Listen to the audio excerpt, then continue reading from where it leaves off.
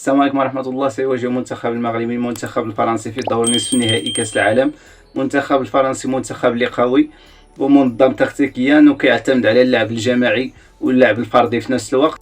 المنتخب اللي عنده افضل هجوم حاليا في المونديال بتواجد كل من كيليان مبابي وعثمان ديمبيلي ولوفي جيرو. وسيواجه افضل دفاع في المونديال اللي هو دفاع المنتخب الوطني المغربي، اللي صراحة شي حاجة اللي مزيانة. 5 الماتشات ما قدرش حتى اللعاب يسجل عليك الا الهدف اللي سجلنا ضد مرمى، وهذا اصعب ماتش غنلعبه في المونديال مع بطل اخر نسخه 2018 في روسيا امام المنتخب الكرواتي. المنتخب الكرواتي اللي لعبنا معاه وتعادلنا معاه، ومن المحتمل اننا نلعبوا معاه ماتش اخر. نتمنى هذا الماتش اللي نلعبوا معاه يكون من اجل منافسه على اللقب، ما يكونش من اجل الترتيب فقط. صحيح ان المنتخب الفرنسي المنتخب اللي قوي، ولكن بامكاننا اننا نسجلوا عليهم. شفناهم في 5 الماتشات استقبلوا 5 الاهداف، في كل ماتش كيتسجل عليهم هدف، وهذا كيعني بانهم دفاعيا ناقصين شويه، وكيعتمدوا على كيليان مبابي في الهجمات المرتده. داكشي علاش هو ما كيرجعش وكيبقى ديما اخر مهاجم.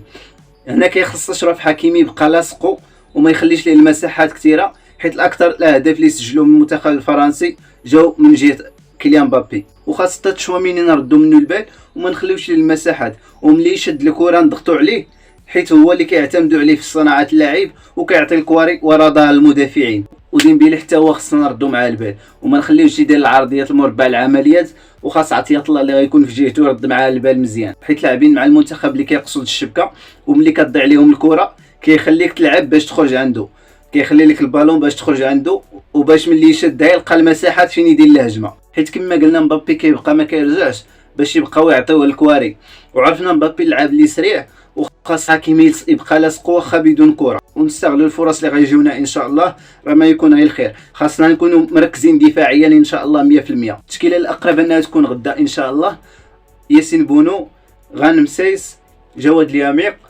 اشرف حكيمي، يحيى عطية الله، سفيان امرابط، عزين أناحي، أملاح، حكيم زياش، سفيان بوفال، ويوسف نصيري.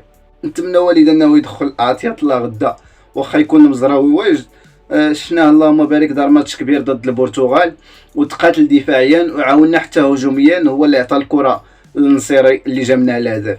نتمنى انهم يفرحونا غدا ان شاء الله ويتقاتلوا من اجل الحلم اللي صراحه ما بقى لنا والو نوصلوا ليه، ويكتبوا التاريخ باحرف من ذهب ان شاء الله. وما تنسوناش من الدعم ديالكم، والسلام عليكم ورحمه الله.